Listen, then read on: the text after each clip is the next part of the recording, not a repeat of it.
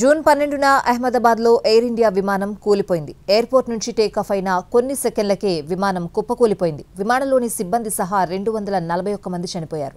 ప్రమాదం నుంచి బయటపడ్డది ఒకే ఒక్కడు, విశ్వాస్ కుమార్ రమేష్.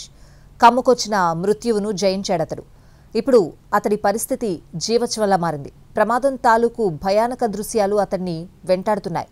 మానసిక స్థితి గతి తప్పింది.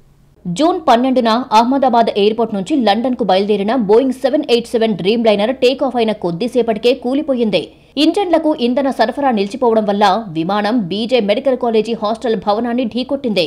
విమానంలోని 241 మందితో పాటు అది కూలిన మెడికల్ కాలేజీలో మరో 19 సహా మొత్తం 260 మంది ప్రాణాలు కోల్పోయారు.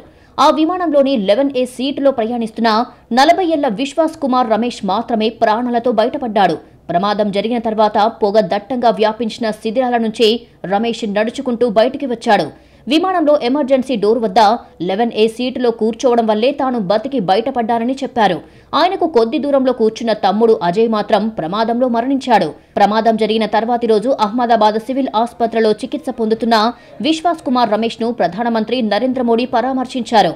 తాను ఎలా బతికానో తెలియదని, అదంతా చాలా వేగంగా జరిగిపోయిందని ఆ సమయంలో ఆయన ప్రధాని మోడీకి వివరించారు. జూన్ 17న విశ్వాస్ కుమార్ హాస్పిటల్ నుంచి డిశ్చార్జ్ అయ్యాడు. ప్రమాదం తర్వాత విశ్వాస్ కుమార్ రమేష్ మానసిక, శారీరక పరిస్థితి పూర్తిగా మారిపోయింది. లండన్లోని లీసెస్టర్లో ఉంటున్నాడు. ఘోర ప్రమాదం నుంచి ప్రాణాలతో బయటపడినప్పటికీ ఆ భయంకర జ్ఞాపకాలు నిత్యం వెంటాడుతూనే ఉన్నాయి. ఈ ప్రపంచమంతా తనను అదృష్టవంతుణ్ణి అని అంటున్నప్పటికీ తనకు మాత్రం లైఫ్ నరకంగా మారిందంటున్నాడు. తానిప్పుడు ఒంటరిగా ఉంటున్నానని, ఒక గదిలో కూర్చొని ఎవరితో మాట్లాడకుండా ఉంటానని విశ్వాస్ కుమార్ రమేష్ ఓ ఇంటర్వ్యూలో చెప్పారు. తన భార్య, కొడుకు కనీసం తల్లితో కూడా మాట్లాడడం లేదని తెలిపారు. తాను సరిగ్గా నడవలేనని, మెల్లిగా నడుస్తున్నప్పుడు తన భార్య సహాయం చేస్తోందని వివరించాడు. కాలు, భుజం, మోకాలు, వెన్ను నొప్పులతో ఇప్పటికీ బాధపడుతున్నానని, ఆ ప్రమాదం తర్వాత పని చెయ్యలేకపోతున్నానని, డ్రైవింగ్ కూడా చెయ్యలేకపోతున్నానని రమేష్ చెప్పారు. Vishwas Kumar Ramesh post traumatic stress డిజార్డర్తో బాధపడుతున్నారని ఆయన అడ్వైజర్లు చెప్పారు.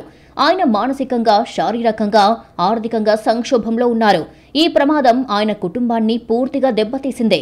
తాత్కాలిక పరిహారంగా ఎయిర్ ఇండియా 22 లక్షల రూపాయలను రమేష్కు చెల్లించింది. ఆ మొత్తాన్ని స్వీకరించినప్పటికీ అది ఆయన తక్షణ అవసరాలకు సరిపోదని అడ్వైజర్లు చెప్పారు. ఎయిర్ ఇండియాను 3 సార్లు చర్చకు పిలిచామని, కానీ పట్టించుకోలేదని విశ్వాస్ కుమార్ రమేష్ ఆరోపిస్తున్నారు. సోదరుడు అజయ్ మరణించడాన్ని విశ్వాస్ కుమార్ రమేష్ జీర్ణించుకోలేకపోతున్నాడు. మానసికంగా కుంగిపోయాడు. ప్రమాదానికి ముందు భారత్లోని డయ్యూలో రమేష్ తన సోదరుడితో కలిసి చేపల వ్యాపారం చేసేవాడు. ప్రమాదం తర్వాత వ్యాపారం ఆగిపోయింది. దాంతో ఆర్థిక ఇబ్బందులు చుట్టుముట్టాయి.